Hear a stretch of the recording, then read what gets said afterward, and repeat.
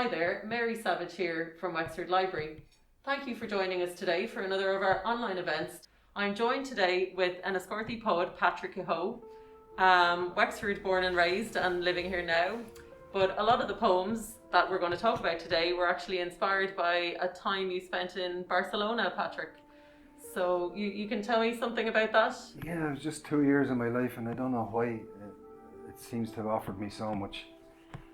Well, I call it inspiration. That sounds a bit lofty, but Yeah, what they were formative years, perhaps. Yeah. I don't know. I don't know what. And somebody once wrote in a letter to me once from America. A friend of mine said, "Sounds like you had a great time in Barcelona." And I actually felt like writing back and saying, "Not necessarily, no." It was the same as any other time in any other. None of us, spent 2 years of bliss. I know, it seemed ordinary, or there were ordinary days while you were there as well. And I'm conscious of that. Yeah. I'm conscious that there were days where you were going on the train to teach English, and it was just, a work a day. Yeah. And yet there was enough there to somehow almost impregnate memory with whatever value was in it. There must have been, because I know you said you were there saying that it was at the late 70s, early 80s, and your first collection of poetry was published in 2011. So did you begin writing the poems while you were there, or did they come later, or is it a mix of both? Some of them were written there, yeah. Some of them were written there and brought back.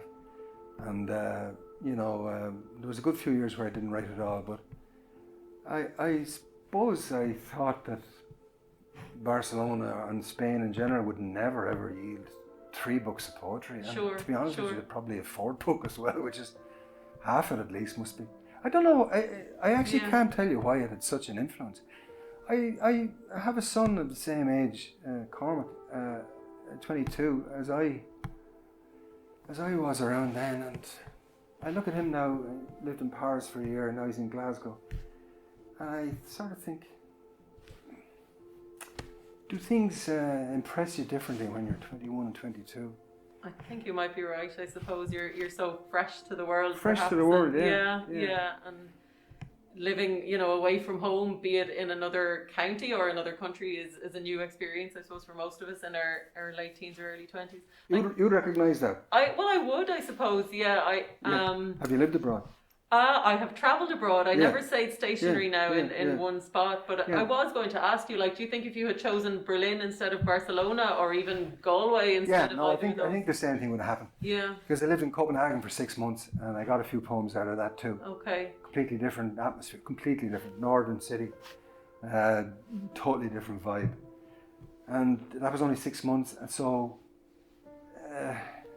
there were a few poems there, and so I think it's the fresh. It must have something to do with the fresh. Isn't it great that that people are like that when they're 21, 22? Absolutely. Even though they might be working in crap jobs, or jobs that are not terribly fulfilling, like teaching English in Barcelona is not fulfilling. It is not fulfilling. But it was better, I suppose, than sweeping the streets or cleaning up in a restaurant, washing dishes. Isn't it great though that, in spite of the ordinariness of one's life, that you can still carry stuff, and that later it'll surface. It's quite amazing the way it surfaces with a kind of a glittering clarity, presence, clarity. Yeah. And then you're always striving for the clarity. That's the worst about. That's the worst about this occupation of mine. You just spend all the time as if you were trying to develop a photograph. Refining one line perhaps, or one phrase. Well, it's not even, well, you have to do that anyway, I suppose, and you might make mistakes too, but refining the sort of would I call it the retinal image, refining the thing almost like as if you wanted to make a snapshot. Okay.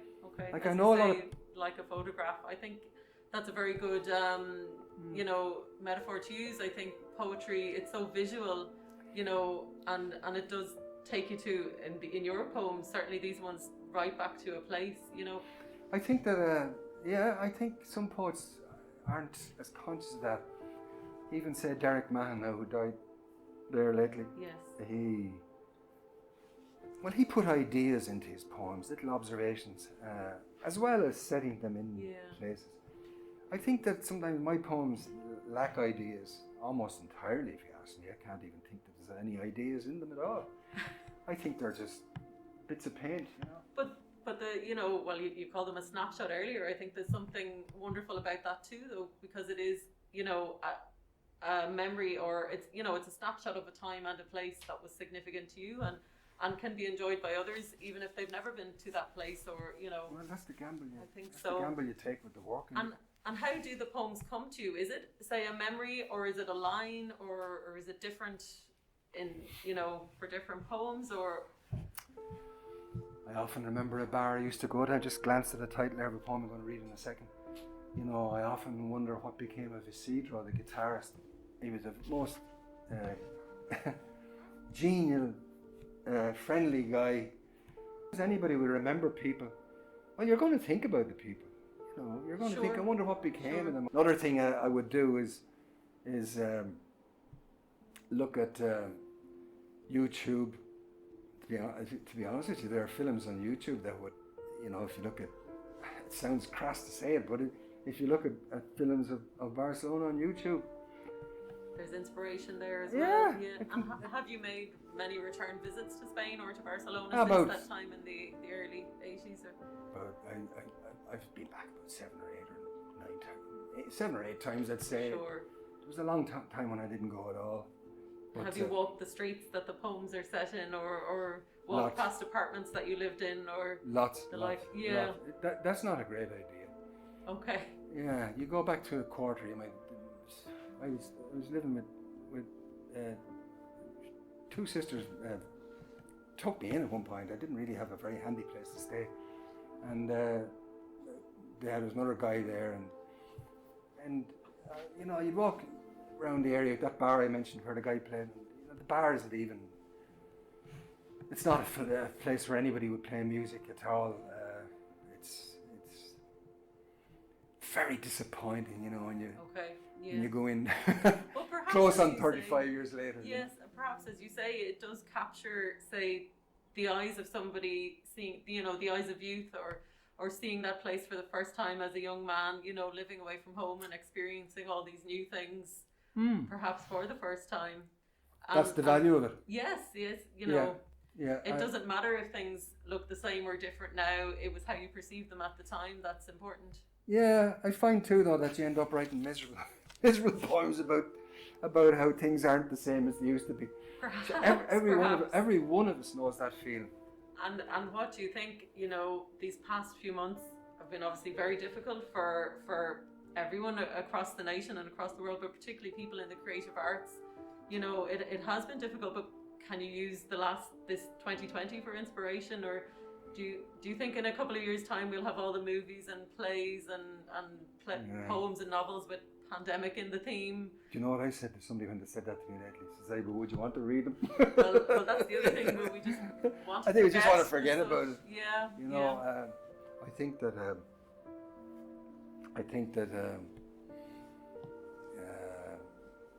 It's a moot point as to whether it is. I suppose this period is any value at all. Yeah. That nostalgic thing is not a big thing. Why would it be with young writers? Yeah, well, it couldn't as you be. say, you captured a very particular time in your own life in a lot of these poems. So perhaps there's a bit of nostalgia in it, but at the same time, I think they are very evocative, and they maybe they're not about the present time, but it was your present, at that time. At that time, again, I'd say nearly what I said at the start. I don't actually know why I'm so taken with it, and I think sometimes it's a bit of an indulgence, And I also think not knowing an awful lot about the place either helps. That if you were too researched in a place, or too well versed in a place, if you'd lived there for 10, 12, 15, 20 years, I'm not sure it would have that. It would be a different experience, I think. I think you're right. Yeah, and obviously you were there teaching English. Did you learn Spanish as well? And learned Spanish a bit in the streets. Did you ever attempt to write in Spanish? Never did, no. But I just want to tell you one wonderful thing. Not wonderful at the time, that this could not occur in Barcelona now. In fact, it couldn't occur in any Spanish city or European city. You had to know Spanish. Okay. I arrived on the street. I had no Spanish. So you had you just had to fumble your way through. You couldn't be asking people directions in English. You didn't know what you're talking about. Okay. You know, I suppose it's the best way to learn, really. Best You way. know, when you're completely immersed. Plunged in. Exactly. Yeah, Exactly. yeah. Yeah. And as we know, you know, we are a great country of the creative arts, and there's so many writers and poets and the like among us. What would you say to aspiring poets that are out there or feel they have, you know, something in the back of their minds? And Do you know what? This is going to sound like a disconcerting thing to say, but wait a while.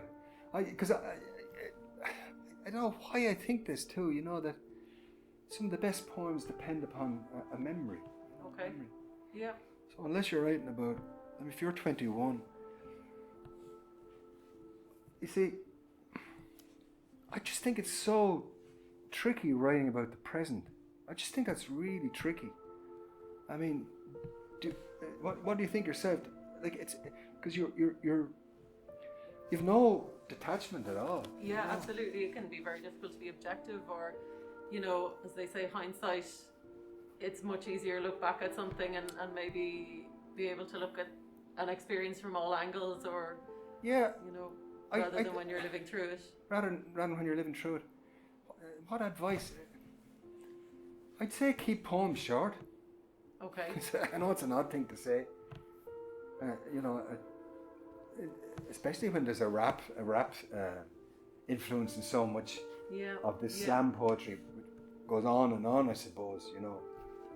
But that wouldn't be. I wouldn't be terribly interested in it. Would you often write a longer poem and edit it No. down, or Yeah, from the beginning Yeah, I think the duty on you is not to bore the reader. You know. to catch the reader? Catch Yes. the reader. The duty is to be telescopic enough. Sure. Well, on that note, it would be fantastic to hear some of these, Patrick. So if you'd like to read from your first collection, is that the one you're going to go for first? Yeah, Okay. sure. Thank you. Yeah. Thanks, Mary. Yeah. I'd like to read a couple of poems from my first book of poetry, which appeared in 2011. It's called It's Words You Want is the name of the book. This poem is the first poem in the book, Barrio Gótico, Saturday Night, 1979. And it refers to the so-called Gothic quarter of the city of Barcelona, and it refers really to being out on a Saturday night, I suppose, as a young lad, and how you got home, and, you know, an ordinary Saturday night. Blue touch paper of evening on Calle Escuderiers. Spanish night is a torch song, and the pavement hot foots towards Portalón, Paraguas, the Basque bar on the corner. Dusk is everything and nothing. Could lead you to a bar in a short street that leads from a suburban metro station. That might be everything. Or you could have nothing. Small change in the small hours.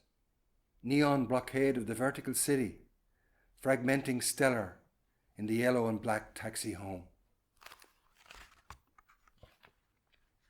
Seems a long time ago, but it's as accurate a reflection as I can give of that time. And even as I read it now, it seems as next to near accurate enough. City like hands. This is the first experiences of Barcelona and arriving there in April 1978. You looked for Spanish cigarettes to feel you had arrived. The streets stretched away in an untapped web. Bronze light as though everything was free. City like hands washed by the Mediterranean, pleading gold benediction through a winter. Spring became summer. Trains were crowded with Sunday families from the suburbs. Then later, snail paced by calm in the cypress grove of Montjuic. It's words you want, to hold you in their hands and take the bare look off intimacy. So I call this one Exile because it's just about being in exile as a young fella. And again, it concerns the city of Barcelona, where I taught English, or tried to teach English. Exile. Sigh of the wind in the palm trees on Avenida del Generalissimo Francisco Franco. Under the sickle moon, beneath the granite adornments atop these monumental roofs. I lived here once when home was a thought of friendly fire, cattle in frosty November, a ruby-lit sky, father's fleecy faith in me, enduring as mother's missalette, her leather love-maker gloves. I remember being there about 10 years ago, Good Friday ceremonies in the streets where they carry the Virgin, and the people wear those black kind of conical hooded outfits and chains hanging out of their feet, processions through the streets of Spanish cities. Good Friday, Barrio Gótico. Again, Good Friday in the Gothic Quarter, so-called Gothic Quarter. The booming drum bangs faith for pale sinners worn by failure. The Viernes Santo. The Nazarenos walk barefoot, black-hooded, dragging chains from ankles. They will make the gold Virgin of Macarena sway as incense infuses the air. Candles are lit again in the heaving murder of the city through which the penitents process. Again, another poem called Old Cigar Smoke, just, trying to remember back. I think I spent a lot of time around the period of writing of this book, maybe thinking too much about 2 formative years in the city of Barcelona, maybe just thinking too much about it, maybe writing too many lines about it, and so on and so forth. Who knows, how long is a piece of string, etc. Old cigar smoke intervening, and autumn chestnuts roasting in braziers on Plaza de la Universitat. Listening to the echo chamber, whatever Madeleine it tosses through time. We have moved on and learned little. The look of the city as it was. I'm out on a limb, a high voltage walk through broad, grown-up streets to Torretito or Portalón. Bars at different ends of that phosphorescent city of women, jangled angled eyes upon. Knowing even less again, loose in a casual jacket to catch every stray thing. I remember one of the first trips out of the city was down to the nearby small city of Sitges, which is a coastal, used to be a fairly popular resort for Irish holidaymakers back in the 60s, I think. 70s maybe, not so much now, but I remember being amazed that Corpus Christi was marked by heaps of flower petals neatly arrayed on the footpaths. Couldn't believe it. The idea,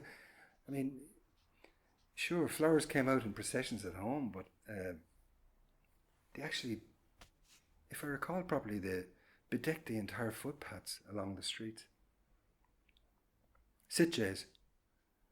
Threads of rain in Sitges. Petals carpet the footpaths.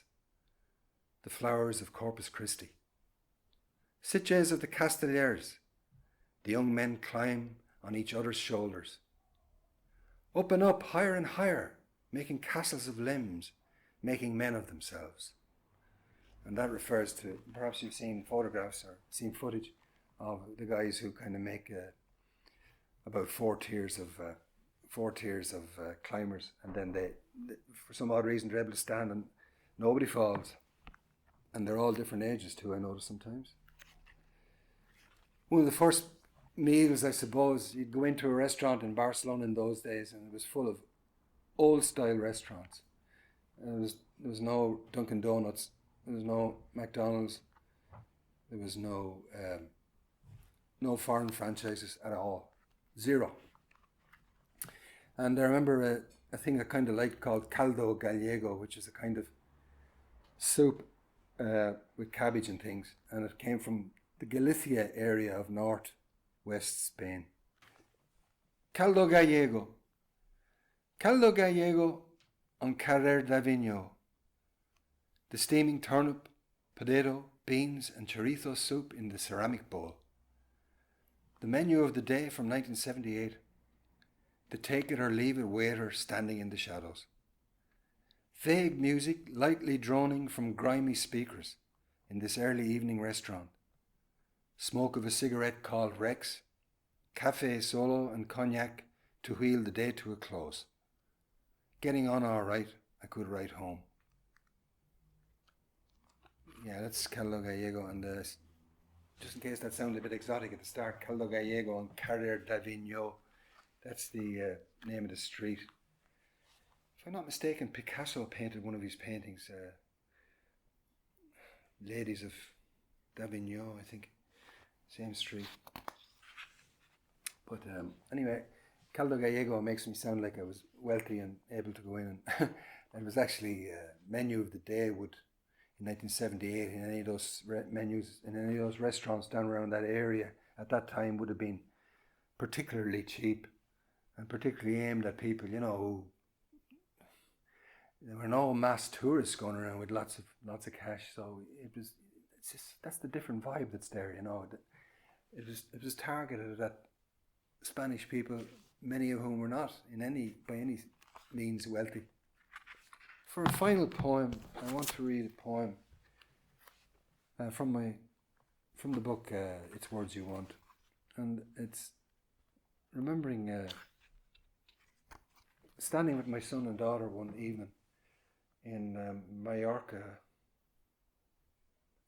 Was it Mallorca or Menorca? Standing in a street in Menorca and waiting casually as you do on a summer's night with your daughter, Sorka, who must have been about 11, was she? Maybe 10, 11. And when you're a parent, you happily wait to have your daughter's hair made into braids by a girl who was sitting, just a Basque woman. I remember she was a Basque girl, sitting at a stall,